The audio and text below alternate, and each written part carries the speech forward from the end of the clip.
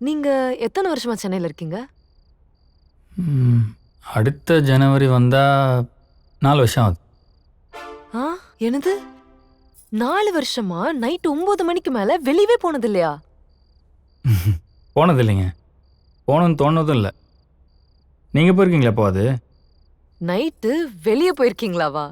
நாங்க கார் எடுத்து சுத்த ஆரம்பிச்சா விடிஞ்சதுக்கு அப்புறம் தான் வீட்டுக்கே வருவோம். நைட்டில் என்னங்க பண்ணுவீங்க?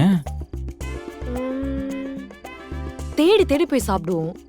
எஸ்பெஷலி பிரியாணி, அப்புறம் ஃபுட் ஸ்ட்ரீட், மெரினால குல்ஃபி, கொரியன் சீஸ் பன், அங்கங்க டீ கடை, ஆ, அப்புறம் வீக்கெண்ட் ஆனா பப்ஸ், பார்ட்டிஸ், அப்புறம் பீச் இந்த மாதிரி. சாப்பிட்றதுக்காக தூங்காமல் சுற்றிட்டு இருக்கீங்க? ஆஹா, சாப்பிட்றதுக்காக மட்டும் இல்லைங்க. அமைதியான ரோடு, பயமே இல்லாம வண்டி ஓட்டலாம், நிறைய ஸ்டார்ஸ் பார்க்கலாம். பகல் மாதிரி இரவும் இருக்குதுங்க. ஆனா அது யாருமே அனுபவிக்கிறது இல்ல. அதெல்லாம் அனுபவிக்கணுங்க. அது ஒரு போதை. ஏங்க, ஒரு நைட்டு தூங்கலைன்னா அந்த ஸ்லீப் சைக்கிளே மாறிடும், தெரியும்ல? ஆ, என்னங்க பூமர் மாதிரி பேசுறீங்க?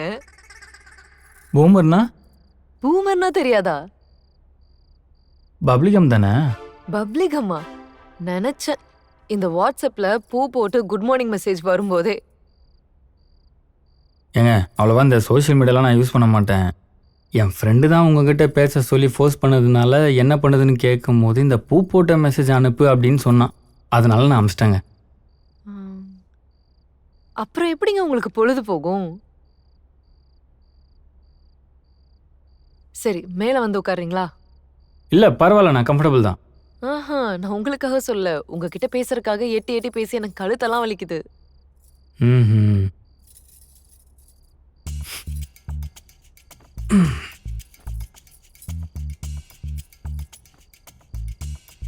அது பசங்களோட இருந்தாலே பொழுது போயிருங்க. இல்லைன்னா படத்துக்கு போயிடுவோம்.